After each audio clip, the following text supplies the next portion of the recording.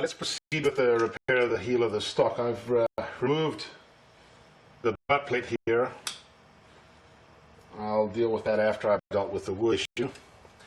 I then filed a little flat spot on the damaged area with just a regular wood rasp file, and then glued a scrap piece of walnut to that flat surface.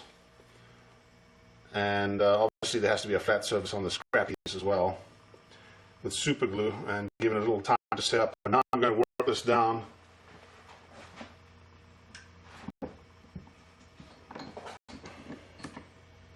using various files, finer and finer files, and then finer and finer sandpaper. And once that's done, I will use epoxy to recreate the toe of the butt plate by making a little dam and pouring the epoxy into the damaged area and letting it set up. And then once that's done, once that epoxy is set up, I'll come back and recontour the toe to match, and rechecker the missing piece so that we get something close to the original. And as I said, unfortunately that's impossible to do perfectly. So here we go.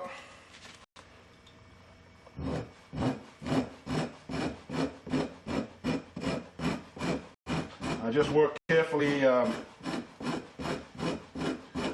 in a direction that won't splinter the new wood.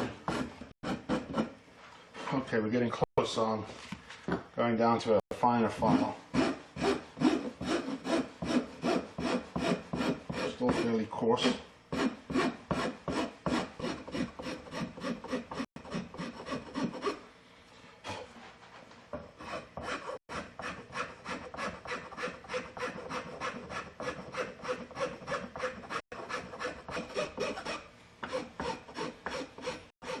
Okay, when you get to the finest file, you have to file the original wood in order to get a nice flush.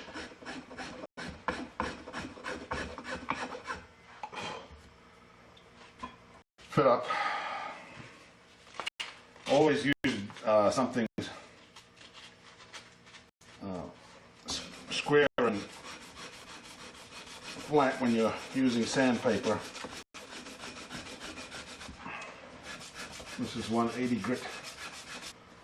I'll go down to 220.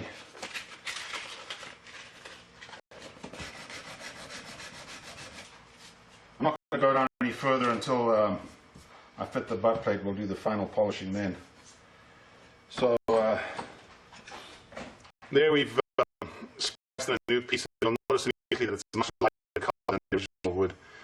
We're going to have to accommodate that by using a little bit of a stain before we oil it. Otherwise the repair will be too obvious. I'm now going to repeat the exercise on the end, right here on the end of the on the surface that mates with the buttstock.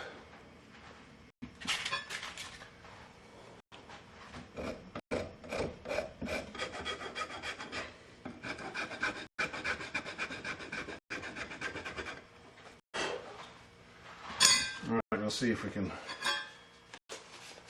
use sandpaper to go the rest of the way.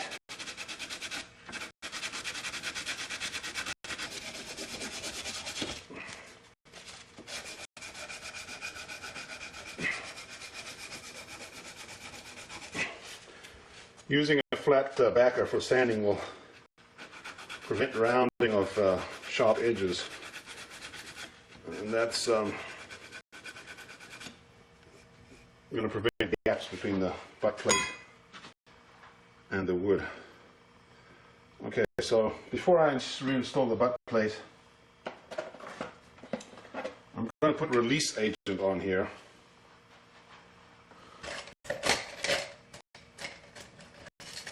because I want to be able to, I don't want to glue the butt plate on with the epoxy when I get to that point of pouring a new heel with epoxy. So I'm just going to put some release agent that's supplied with any of the popular fiberglass or epoxy bedding kits. I'm going to put a bead of putty across the wood, just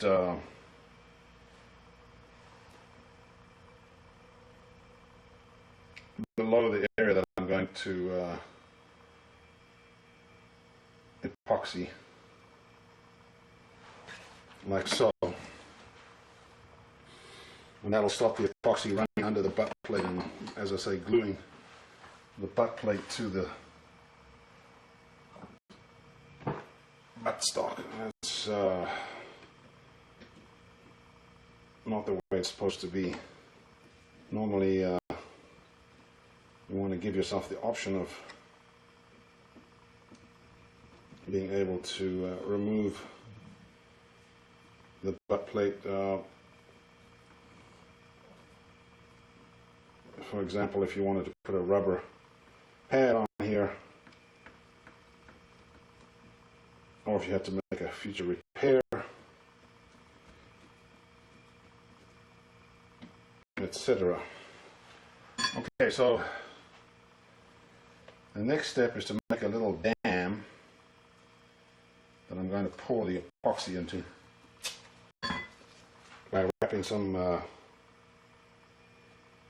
tape.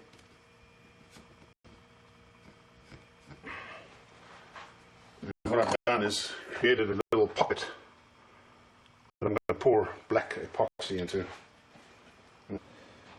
This is a product that is fairly runny, so it'll 1, 2, 3, 4, 5. Okay, I've got 6 drops there. I'll go for 7, 8. 1, 2, 3, 4, 5, 6, 7, 8. 8 drops of part B. I'm going to put some fiberglass flock into that to give it some shatter resistance. That just looks like white powder, but what it is tiny strands of fiberglass. And I'm going to put some black dye, a tiny amount of black dye. Again, it's furnished with most popular gunsmith epoxy kits.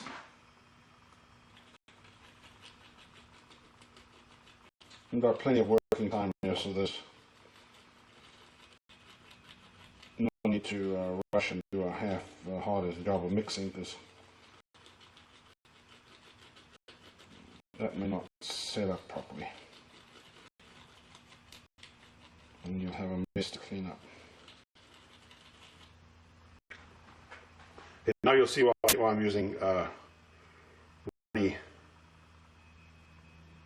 epoxy and not gel epoxy, because I'm pouring this mixture into the little dam that we created here, and then I'll adjust the angle so that the level of the epoxy is just right where it meets the original horn.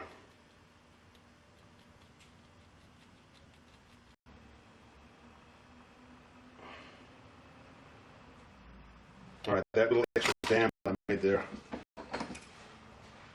will allow the epoxy to fill up to a level a little bit above where the original butt plate was. And